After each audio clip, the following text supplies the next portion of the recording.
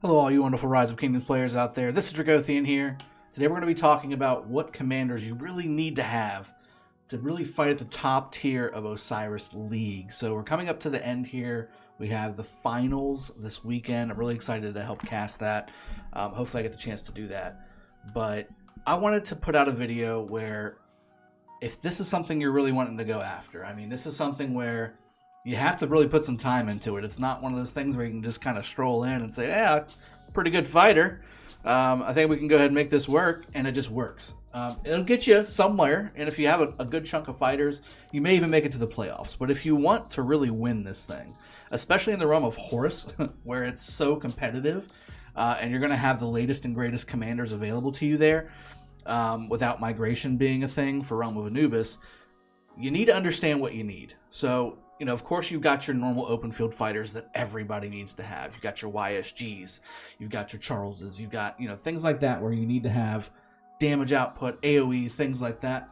I want to tell you the commanders that you absolutely must have in your team. Not necessarily you particularly, but you want to have these commander sets in your team to really make sure that you're going to give yourself at least the chance to go ahead and make it to the finals or the last four, things like that. These are the commanders that you're going to want to have. So I'm going to go from top to bottom on my list. This obviously is not going to be the top to bottom on yours because I'm sorting it here by level. I don't think, well, I guess you can do it by rarity, maybe. I think it's still going to be the same thing. Maybe by name. Let's do it by name. It's A to Z. This is going to be really bad because we're going to go through some greens here, but that's fine.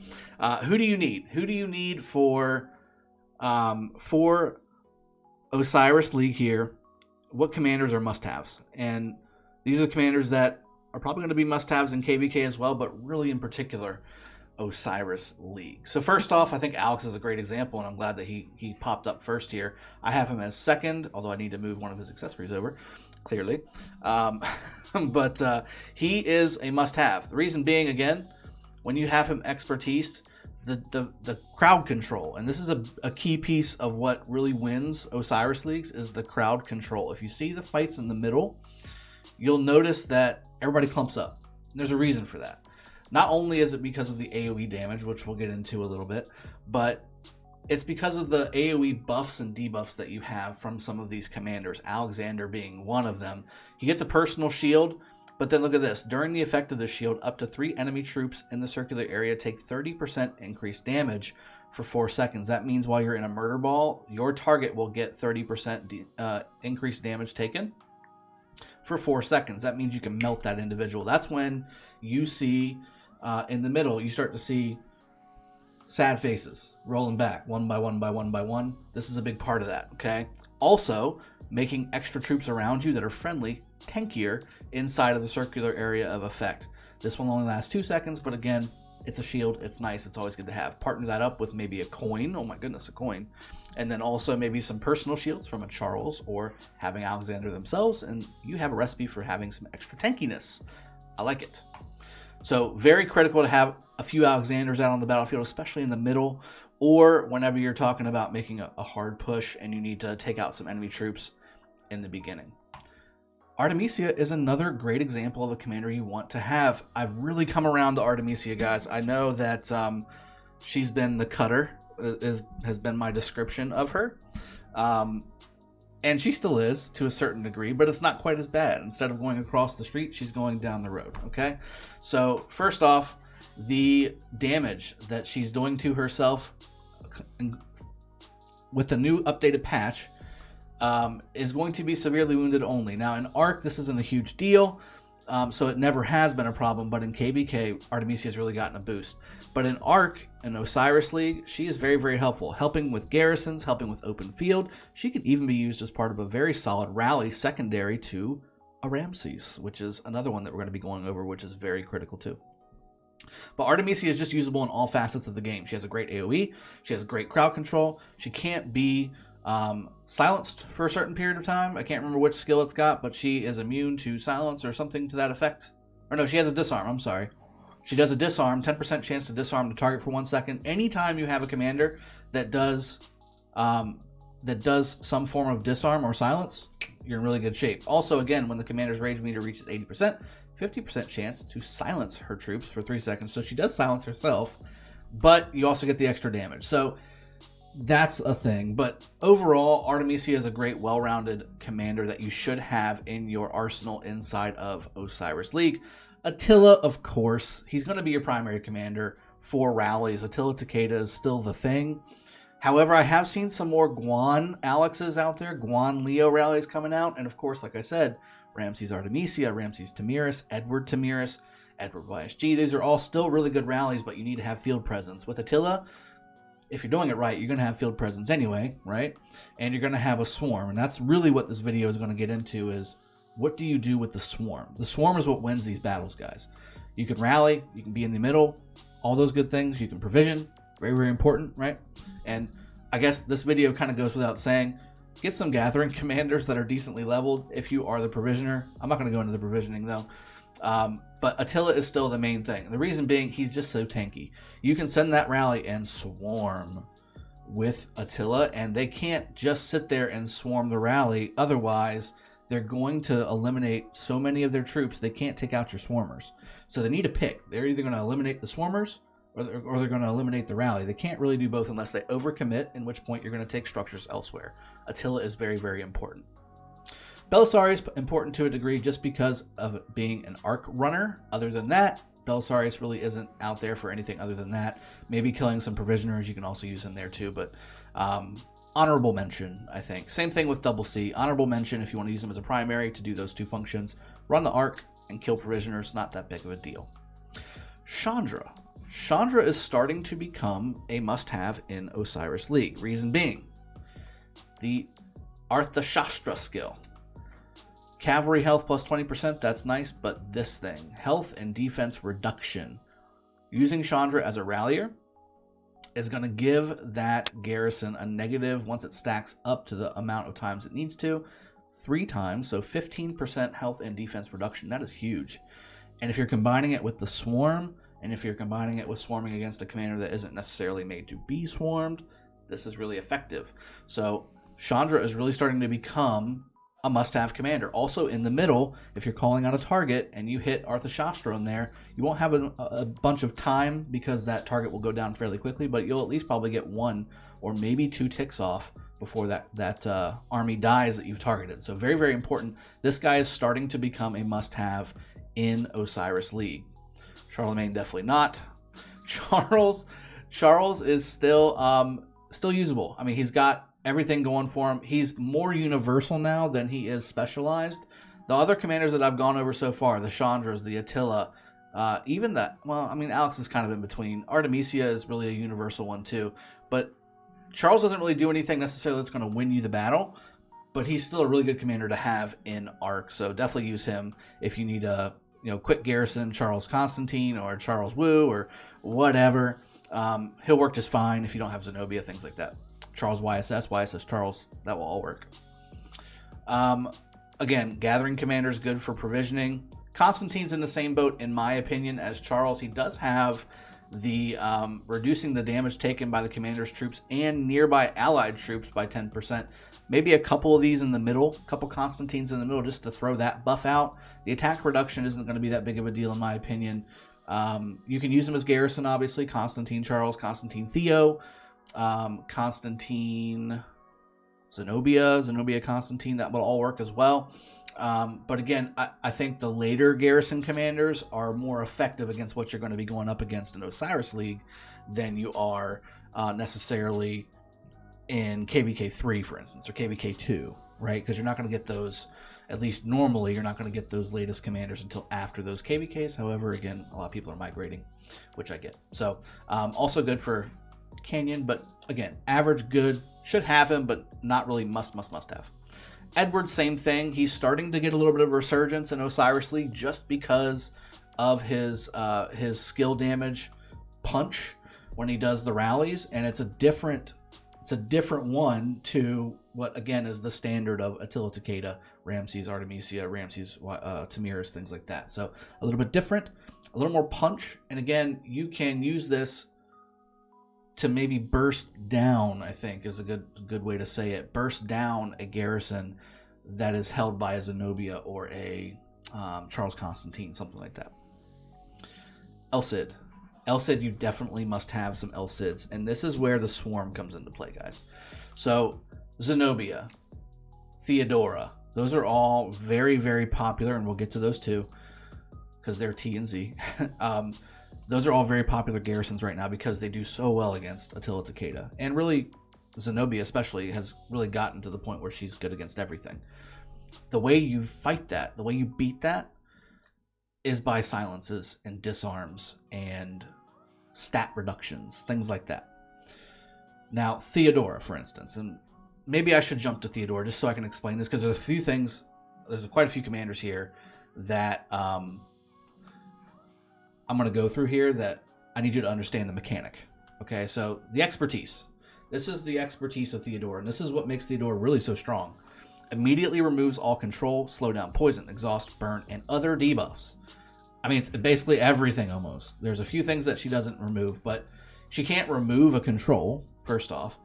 So it needs to be, it needs to basically be everything that you've got here going against her, she can basically remove. Now, here's the thing. It has to be cast. So you've got deals direct damage to up to 5 targets. This is her circular AoE. There's the damage reduction for the multiple target thing.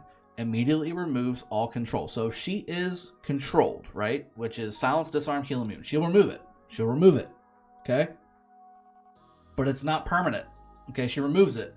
But if you've got 5 El Cids or 5 Guans all hitting a target, it removes it once. But guess what? You're going to cast it again less than a second later if you got all these different armies casting silences back to back to back to back to back to back. It's called a chain cast, okay? So she's going to be able to possibly, if you got Theodora primary, there's a very good chance that you're going to completely knock out that second cast of the secondary commander. You've seen how it works in OSIRIS League, where you go in and you see Guans, El Cids, Ramses, Artemisias. They're all swarming for this reason. That's what the selection of the commanders is critical. So even though she's got a removal, right, you can still chain stun the rest of it so that it's not as effective. She can't cast it as often, okay? So that's why you need to understand that mechanic as I go over El Cid, for instance, who is normally a subpar legendary commander. But in OSIRIS League, chaining a disarm, which is kind of a big deal. Disable active skills and normal attacks for 1 second. That's a huge deal. If you're chaining this stuff, it can really start to stack up against your opponent. No Yoji, no Freddy, no Gaius. Genghis is not really. Sorry. Guan, however, is a big deal. So again, same premise as El Cid, but he's obviously way better than El Cid, right? He's got an AoE that's to die for. All targets are silenced for 3 seconds around his or inside of his AoE. If you got a bunch of these guys swarming down a garrison alongside of an Attila or a Ramses rally, you're going to be in really good shape against a Zenobia, guys. I'm not going to lie. This will help you basically drop a Zenobia so fast. So fast. You need Guans. You need Alexes. You need El Cids.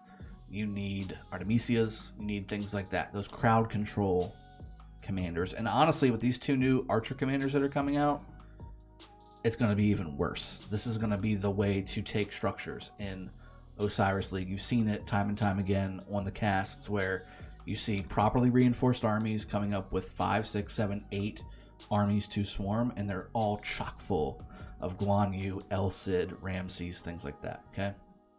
So that's the reason why you do that. You've got the AoE silence. You've also got all the extra skill damage that you're firing off. The burst is insane on Guan. Absolutely incredible. And he has an attack reduction as well. So very, very good. Bark is useless for the most part. Harald, also kind of useless. I mean, he's good for the middle maybe if you want to have some fun with him, but there's just nothing special that he does to help everybody else. He's really just a tank AoE damage dealer. And he needs to be hit to be AoE, otherwise it's just a single target. So if he's surrounded, that's when you start to get some of the damage bonuses and things like that, but you also start to get the defense reductions as well, which is kind of a problem. And this is always 5%. This is not a 1, 2, 3, 4, 5 situation. It's always 5%, evidently. This is also nice, the immunity for reduction, but again, it's not going to help. So, okay, not great. Herman, actually, again, if you're free to play and you're in a lower scale Osiris or Arc of Osiris, something like that. Same thing, man. Silencing for 2 seconds. That's a big deal. Something to have in the open field to swarm. Although swarming with Herman is kind of just goes against everything you believe in, but it's a thing.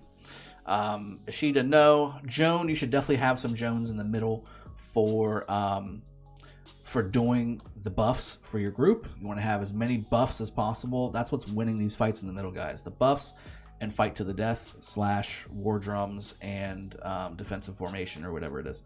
So that's what's helping you win these fights. That's why you see one side clearly just completely demolishing another side in the middle. It's because they've got the buffs, they've got the gear, they've got the alliance skills fired off, and they've got the positioning. That's what does that. It doesn't happen by accident. I will say Julius is basically pointless at this point. Kira. So I think nobody's really kind of used it yet, but I think Kira will do some damage. Although, again, she kind of falls into the YSG category of, yeah, you could use her in there, and I think YSG is obviously better, but she's more just for raw damage. There's no debuffs for the targets or anything like that, so I would still kind of keep her out. Cousinoki, same thing. He's got the right idea with the removal of the control, slowdown, poison, exhaust, other debuffs thing, but again, he's an epic, guys. He's the poor man's version of Theodora without any of the damage that she can pump out. Well, some of the damage, but not all. And he's just so squeezy. So, I mean, just no. Leo's got some value, but again, not really that much. Part of a rally with Guan is not bad. The Rage Gen is good, but again, there's not really much for the rest. It's just, this is really kind of a solo, keeping an army alive kind of thing whenever you have him maxed out, which I do have on my 307 account, and he is very good, but just not for the purposes of this video of really needing to have the complementary pieces to win Arc as a team, not solo YOLOing it kind of thing. Okay, so obviously those three are no-go. Mehmed, decent AoE open field, but nothing crazy. Mena, same thing. Mulan is starting to gain some traction for sure. This buff is kind of a big deal. The attack, defense, and health bonus on top of getting those bonuses from Joan, alternating these things out. Very, very good. But you need to be attacking with her to do this buff because it's obviously a skill, an active skill. So you need to make sure that you are putting her behind somebody who's fairly tanky and things like that. She's going to be, as people start to really max her out, because again, people are not putting many legendary commander sculptures into Mulan more often than not, because she's just not that, she's not that Attila, she's not that Ramses, things like that. But she will eventually be a big part of, and already has started to be a big part of Osiris League playoffs. Ramses is the next one, and again, he's a must-have. And the reason being is because of the expertise. Again, so you gotta max him out. Target is inflicted with a heal immune effect. So let's think. If you're in the open field, target a Richard, target Takeda, target anything with a heal, right? But really, more importantly, when you're rallying with Ramses or swarming with Ramses, he should be a part of both, or at least the swarm, right? You're going to take out Zenobia. You're going to take out, even if they have an Attila Takeda, this will be helpful. Oh, I can't believe that. It's crashed during a video without doing anything. So you're gonna be basically taking out your healing commander garrisons. So again, Zenobia, Richard, huge deal. Constantine with his one massive heal that he has just all saved up for that 4th skill. You can reduce that or eliminate that. I mean, if you're well, not reduce, you're talking about eliminate. You can just completely drop it if you time it correctly. If you're swarming with a bunch of Ramses, the heals are just not going to be there, or at least not as often, and that's a huge deal when we're talking about what we're going to be doing to win Osiris League in the high level, the top level.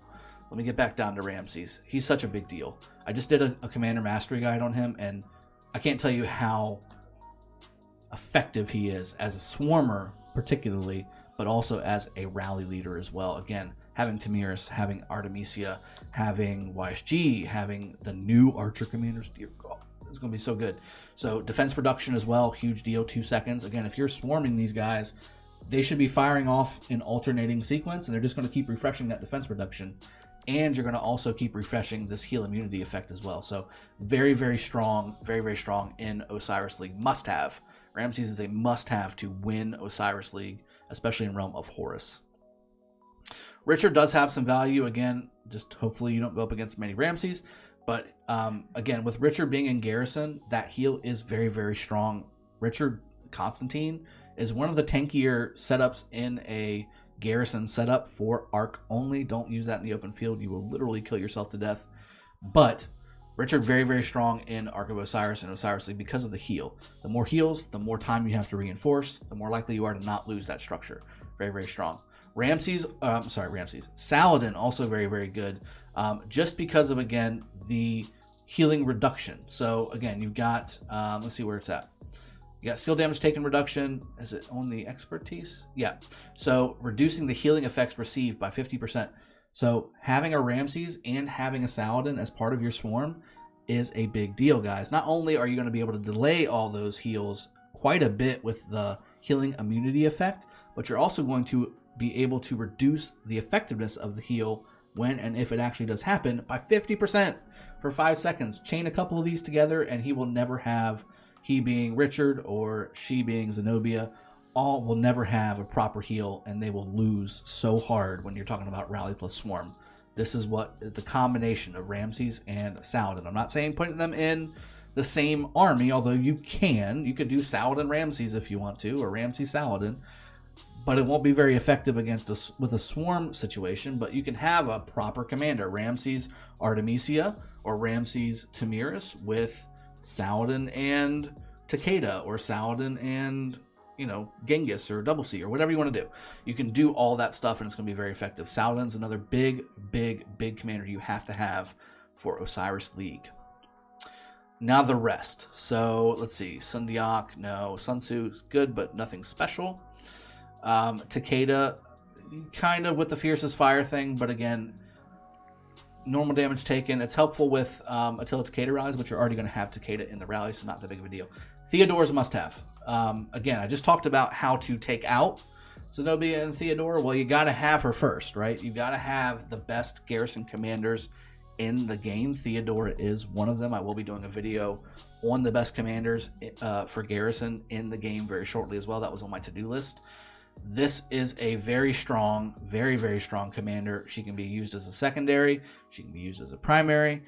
All working very well. If you use her as primary, you can use multiple types of troops. She won't be as effective, but she will be effective. You can use her as a secondary to Zenobia. You can use her as a secondary to Charles. You can use her as a secondary to Constantine. YSS. All good options.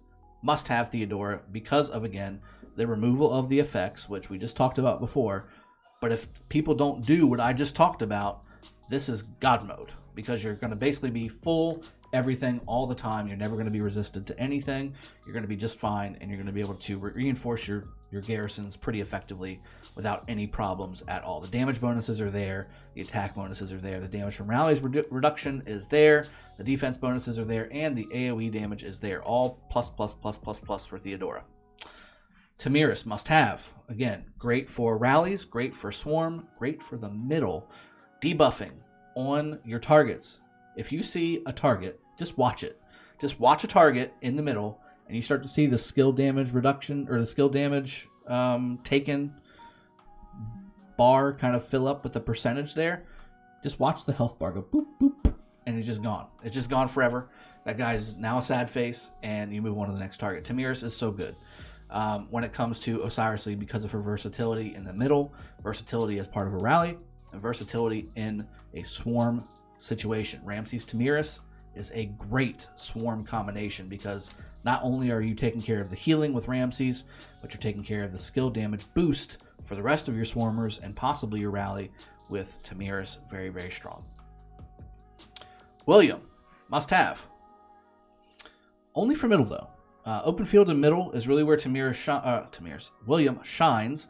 And that's because of this. So you get your, when Hidden Bloodline hits a target, which is a thing, right? Where's that? First target. When this hits a target, which it should, if you're targeting something, it'll hit a target. The commander's troops gain 20% increased defense for 3 seconds. When Hidden Bloodline hits 2 or more targets, which again, in the middle, you will hit 2 or more targets. It doesn't matter how big the AoE is. You're going to hit 2 or more targets. all this commander's troops and nearby allied troops. It doesn't give a cap. It just says all this commander's troops and nearby allied troops gain 20% increased damage and 50 rage per second for 3 seconds. This is a must-have in the middle, guys. You can have a few of these Williams firing off. You're going to have a perma 20% defense buff, and you're going to have a perma refresh of your 50 rage for every 3 seconds. This is a must-have. You got to have him in the middle. Again, that's really his only spot, though. You don't want to be rallying with him. He's not made for that, even though he technically in real life was a conqueror. You don't want to rally with this guy, even as a second to Chandra. He's just not built for that. He is an open field commander through and through. Wu's kind of lost favor. Sorry. She just doesn't do the special things that Theodora, Zenobia, YSS all do. She's good, not great. She's good in a pinch, just like your Charles, your Constantine, things like that. I put her on that level. YSG, of course, is always great. Again, not so much in Garrison anymore. He's really for the open field in the middle, similar to William. He doesn't really do anything debuff related, but he just pours out so much damage. Put him behind anything and he'll be just fine. YSS, not the best Garrison in my opinion. He does okay. I would not use him open field as much as I've seen him used in the open field in Arc. I don't believe it because it's not that good. But Garrison, he does work in a pinch because you can just throw whatever inside of the Garrison and it will work. Not as tanky as your Theodoras, your Zenobias, your your Artemisias even, I think has been pretty darn tanky with, a proper backup. So YSS good for Garrison, must have, especially if you don't have Zenobia, Theodora, and really I think Artemisia is above YSS in my opinion. But from an arc standpoint, not bad to have a commander like this where you can basically throw any type of troop in and it will boost the damage, the attack, and the defense of the Garrison because of it. So it's recommended that you have more than one troop type in here. And then for KVK, of course, you can throw Siege in there and lose about 17 times the troops you should. Zenobia. This is probably the most looked for commander when you're assembling an ARC team for OSIRIS League. Seriously. Because she's so good. And again, I just went through the way to kind of beat her. It can be done, but it requires organization. It requires a lot of coordination by your enemy to take a Zenobia out. And because of that, again, you can take advantage of that.